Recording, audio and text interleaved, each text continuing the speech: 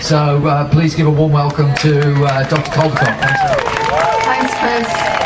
Well, it's about to start raining and there's a storm coming in, and I came down from Boston. It was raining already, so we've had a lot of luck with the weather. I do this rally in the campaign against nukes was Priscilla Starr's idea, who I've known for many years. She was in tears for weeks and weeks after Fukushima because she understood what it meant.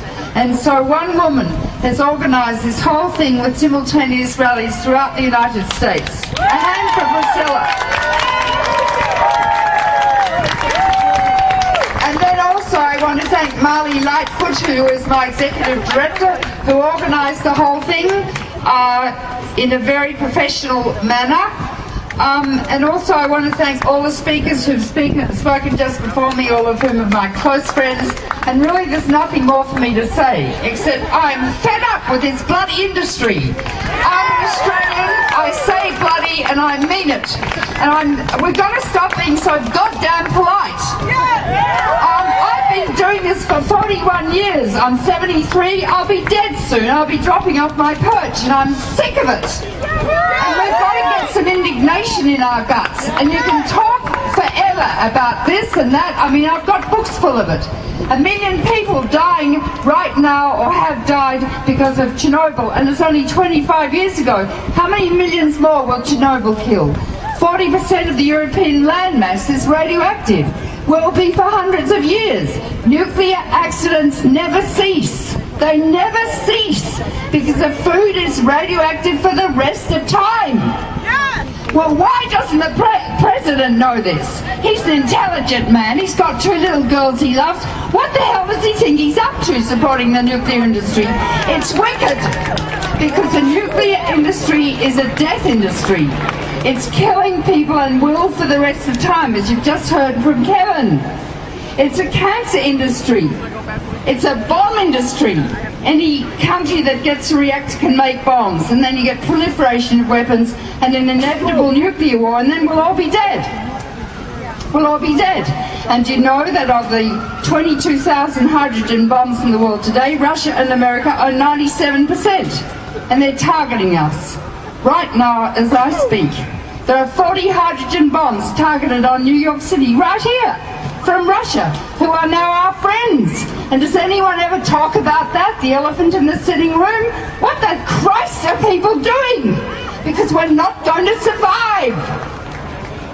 No, it's not. Well, Wall Street, what's happening down there is extremely important. We've got to have the guts to take on the corporations. People in this country have the audacity not to vote. In Australia, it's compulsory. But more than that, people vote and then leave a vacuum and don't even know who their congresspeople are or senators. They've got to get to know them and move in and take over the Congress, of, for and by the people, not of, for and by the corporations. And into that vacuum move the corporations. And it's time you took your country back. And I mean that, and I mean that's bodies. And it's souls. And don't sit in front of your Facebooks all day, or your television, or your or whatever it is. But use your bodies like they did in Wisconsin.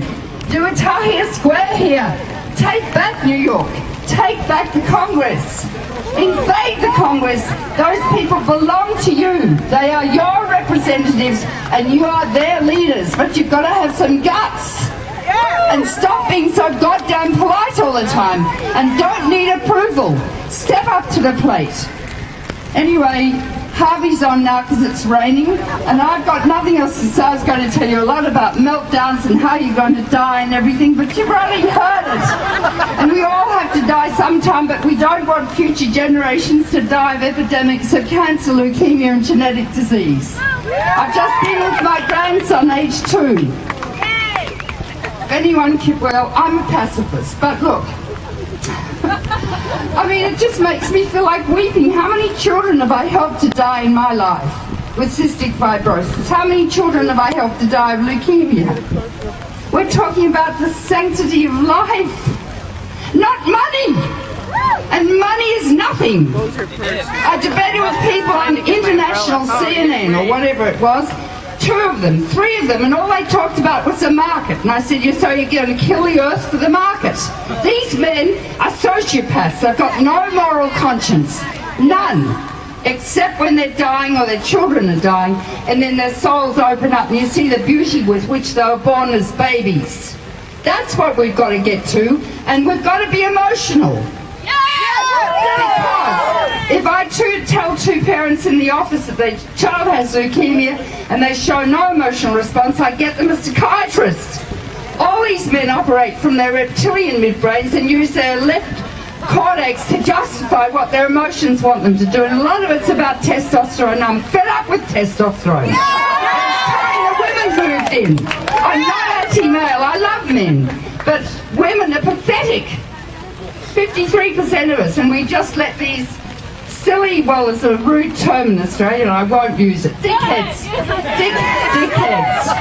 to run the world. Okay, and Obama's one of them too.